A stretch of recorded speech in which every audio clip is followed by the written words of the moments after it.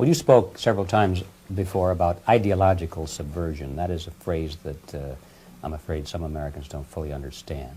When the Soviets used the phrase ideological subversion, what do they mean by it? Ideological subversion is the process which is legitimate, overt, and open. You can see it with your own eyes. All you have to do, all American mass media has to do, is to unplug their bananas from their ears, open up their eyes, and they can see it. There is no mystery. There is nothing to do with espionage. I know that espionage intelligence gathering looks more romantic. It sells more deodorants through the advertising, probably. That's why your Hollywood producers are so crazy about James Bond type of thrillers. But in reality, the main emphasis of the KGB is not in the area of intelligence at all. According to my opinion and opinion of many defectors of my caliber, only about 15% of time, money, and manpower is spent on espionage as such. The other 85% is a slow process which we call either ideological subversion or active measures, активные мероприятия in the language of the KGB, or psychological warfare. What it basically means is to change the perception of reality of every American to such an extent that despite of the abundance of information, no one is able to come to sensible conclusions in the interests of defending themselves, their families, their community, and their country. It's a great brainwashing process which goes very slow, and it's divided in 4 basic stages. The first one being demoralization. It takes from 15 to 20 years to demoralize a nation. Why that many years?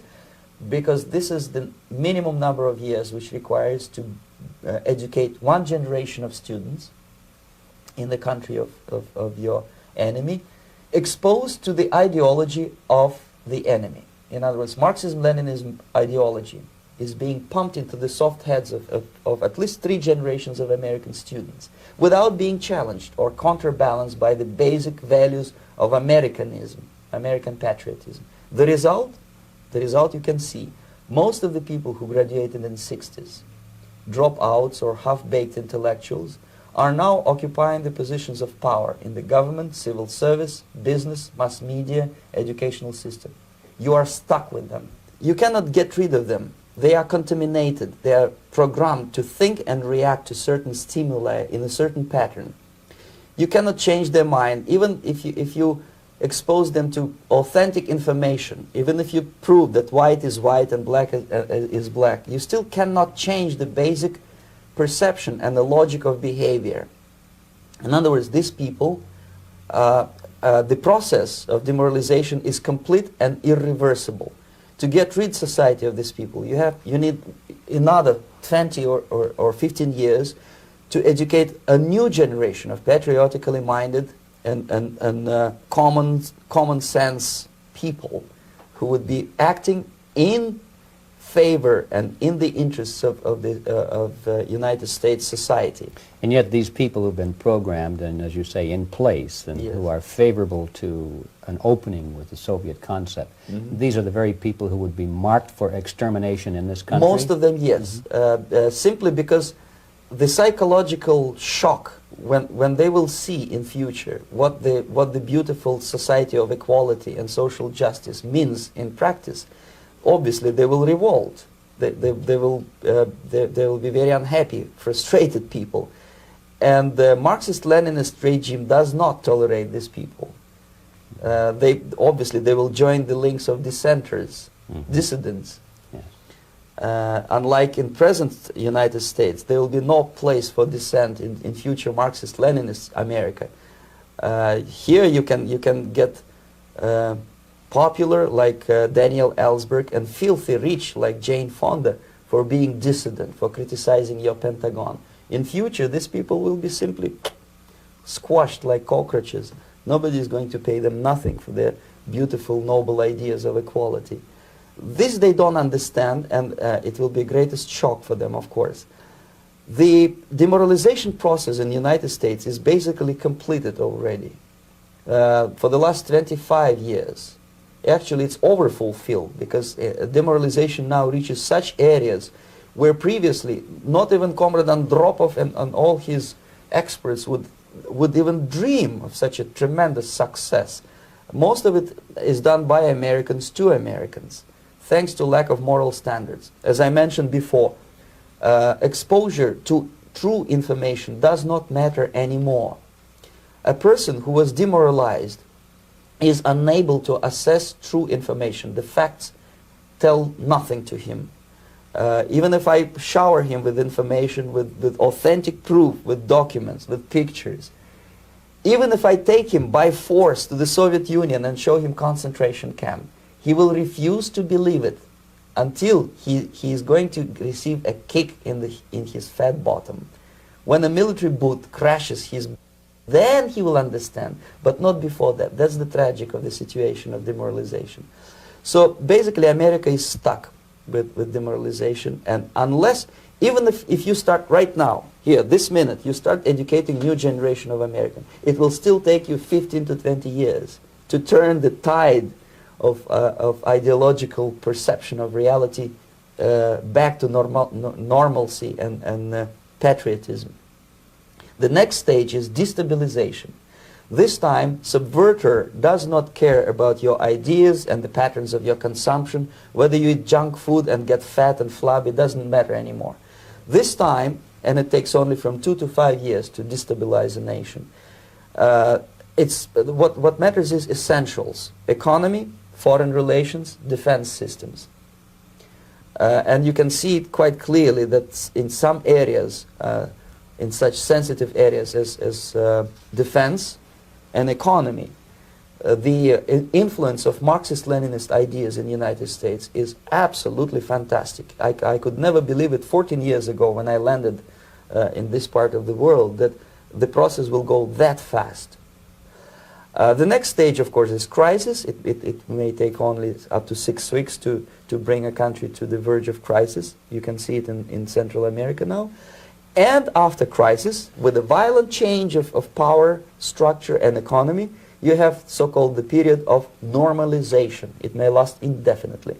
Normalization is a cynical expression borrowed from Soviet propaganda. When the Soviet tanks moved into Czechoslovakia in '68, Comrade Brezhnev said, "Now the situation in brotherly Czechoslovakia is normalized."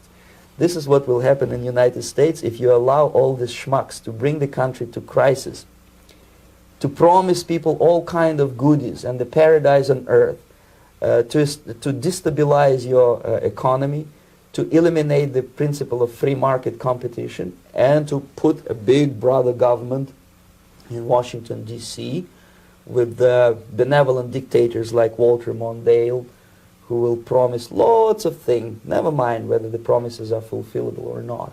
He will go to Moscow to kiss the bottoms of new generation of Soviet assassins, never mind. He will create false illusions that the situation is under control. Situation is not under control. Situation is disgustingly out of control.